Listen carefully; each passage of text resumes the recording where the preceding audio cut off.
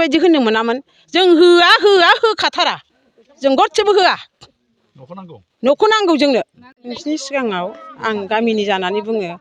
ओमफ्राय मेम्बाराथ' हौवासो हिनजावफ्रा मानो होननो मोनथाव बे खोथाखौ जेबायदि होनदों मेम्बारनि हिनजावा जाय मानसिया फैसा होया बिनि लेखाया थालांगोन होमबा जोंहाथ' दुखु मोननाय फैयो बिदिबा थालांमारगोन नामा जोंनि लेखाया मोनफिनगोन ना मोनफिना जों न'खौ फैसा हैयाबा मोनमारनाय नङा नामा जोंहा बेबायदि साननाय फैदों आरो बेनि थाखायनो जों लेखाखौ लायनोबो थांफिनदोंमोन ओमफ्राय बाहाय फिसाया होनहरदोंनो लेखाखौ हैजोब्बाय मैया मोनायावनो हैजोबदों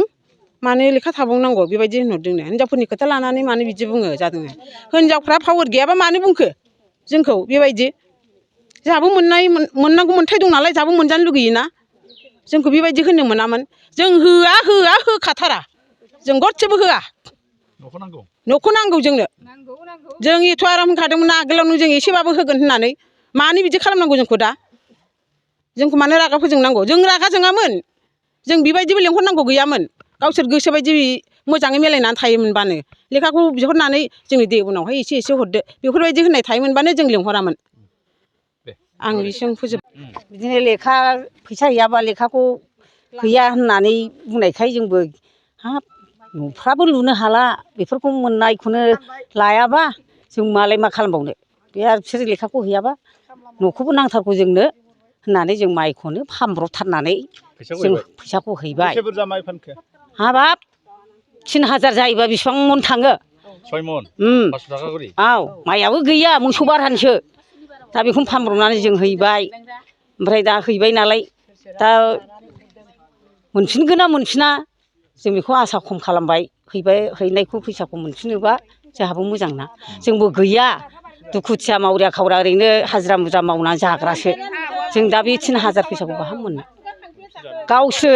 जुदि होनो मोनबा उनाव हर होनोबा जोंबो दाहार दुहु खालामनानै न' मोनखांनायनि उनाव हरजागौमोन दा बिसोरो न'खौ माबा गावबागाव एकाउन्टआव हाबनानै बख'नाय नालाय देनां हरनाय नङालै नंनानै बिसोर दाबि दावा खालामखानाय जाबाय बेसो नङा होमबा दा जोंहा बेखौनो आथुजुग खालामथारनानै जों रिन पानि लानानैबाबो जों हरनांगौ 3000खौ हरबाय उनाव बिनायखौथ' बियाखैमोन खोनाथ'वाखै दा बिगोन ना मागोन बेखौ जों मिथिला जाथाया माने हौवानि बेंक पासबुकखौ बिफैबाय आरो फार्स्टआवहाय न' नायनो फैदों दाथ' आङो बे दा न' मोननाया मोनदोंना लुगासिनो दङ ओमफ्राय न' नायनो फैदों जोङो ओमफ्राय नायदो नोंसिनि बिबान नालाय नोंसोर नायदो होनबाय आरो आङो ओमफ्राय दाना बेंक पासबुकआ हर होननानै बिदि होननायखाय हौवानो बेंक पासबुकखौ होफैबाय आं नोंनि नामा मा नाम हंलेस्वरि होनबाय आङो दाना आंनि नामखौ सोंबाय नालाय ओमफ्राय दाना नैबाव सहि हो दे होनबाय आंथ' बुजिया मानि थाखाय सहि नैबे न'आथ' आंनाव आंनि ओरैसा हौवानि बारगा नामै सफैदों नालाय मोननांगौ नालाय बे मोननांगौ नालाय GRS नाव आङो लिंक खालामहैनानै अफिसाव थांबाय ओमफ्राय न' आइडियाखौ हैबाय आङो बिहरनायखाय GRS नि ID नाम्बार लाबो न' नाम्बारखौ खय नाम्बाराव होननानैखाय हैबाय ओमफ्राय दा गामियावहाय जेनेबा लाबोबाय आरो बै सानसेनि समाव आरो दाख्लि अफिसाव फैबाय अफिसनि मानसिफ्रा बे गामिनि मेम्बार चेयारमेन फैबाय आरो ओमफ्राय दाना बे आंखौ थिब सहि लिरनो रोङा नालाय आंखौ थिब सहि होहोबाय लांबाय आंथ' बुजियाखिसै मानि थाखाय बेबायदि दाना न'खरनि मानसिफ्रा होनबाय सोरबा होनबाय मानो सहि हरखो नोंलाय थिब सहि हरखो नोंखौ होनबालाय नों डाबल न' सफैनाया दानबाय सारेन्डार जाबाय नोङो होनना बुंबाय आरो ओमफ्राय दाना आंहाबो जुगु जाबाय आंथ' मोनथिया मानि थाखाय बेबायदि सहि आं मोनथिया ओमफ्राय दा बेखौनो मोनगोन ना मोना आं मोनथिला दा न'आ नोंना दानजाखाना ना लुगासिनो दङ दा न'आ गोदान लुदों आनिफ्राय बे गोदान लुनायाव आंनि नामै सफैफिनदों नालाय ID नाम्बारजों फुराना डाबल सफैदों नालाय औ न'आ अहा हौवानिसो एरस्रा ओमफ्राय आंनि दा एरस्रा दा सफैनाया गोदोनि बेसे गोबाव जाखो बै सिगांनि गोबावथारनिसोनो बियो गोदोनि बा औ बिसोरनो मिथिगौना ओमफ्राय बे दानि गोदाननिया आंनि नामै सफैदों आरो हौवाजों लिंक गैया आंनिसो दा बेखौ बेबायदि डाबल सफैना मोना होननानै दाननाय बायदि जाबाय खोमा ओमफ्राय आंखौ ओहो दा सफैनायखौ दा नैबे दा गोदान सफैनायखौ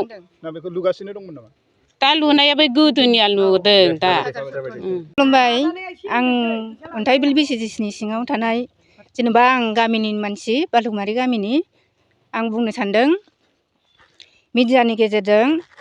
माने जोंनाव डकुमेन्टस गथायनाय लोगो लोगो जोंनाव 3000 फैसाखौ बिदों नालाय दा जोंथ' बयबो गलाम आंबो गलाम जों बयबो खामला मुजिरा मावनानै जाग्रा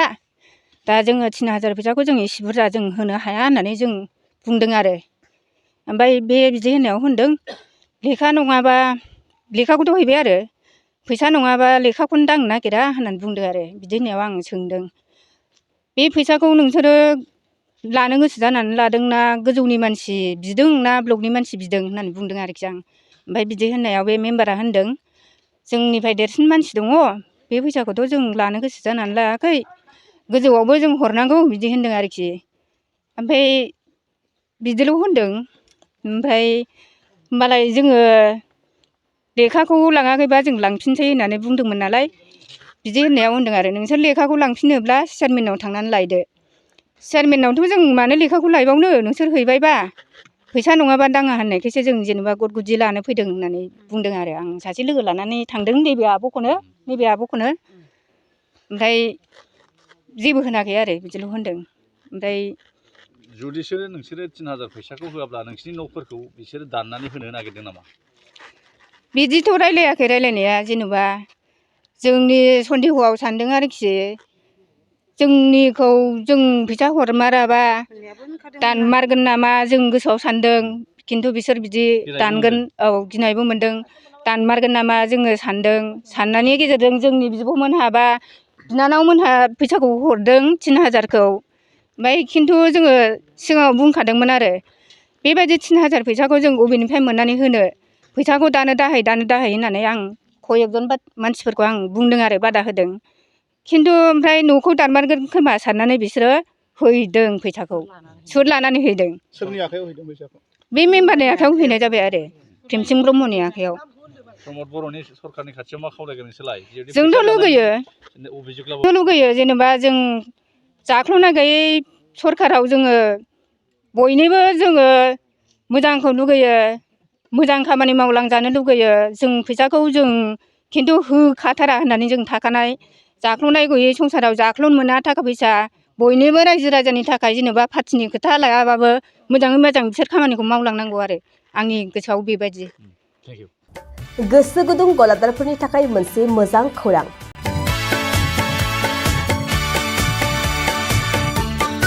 अदालगुरिनि रौता सारियालियाव खुंनो लानाय मिरु एबसुनि 50बाथि बोसोरसालिया जथुमायाव एगजिबिसननि थाखाय गलादारफोरनिसिम जर'खा फोसावनाय।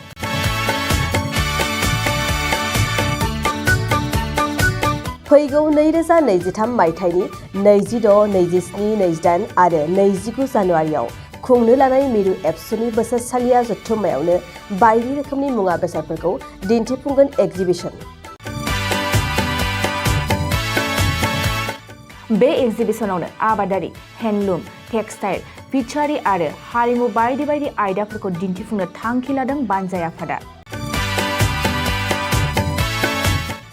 बेनिखायनो गोसो गुदुं सुबुं एबा गलादारफोरा एगजिबिसनाव गला होफैनो हागोन आरो गला होनायनि सोमोन्दै आबुं बाथ्राखौ मिथिनोब्ला नैबे मबाइल नम्बर 9365245137 आव थोंजों सुलाद लानो हागोन।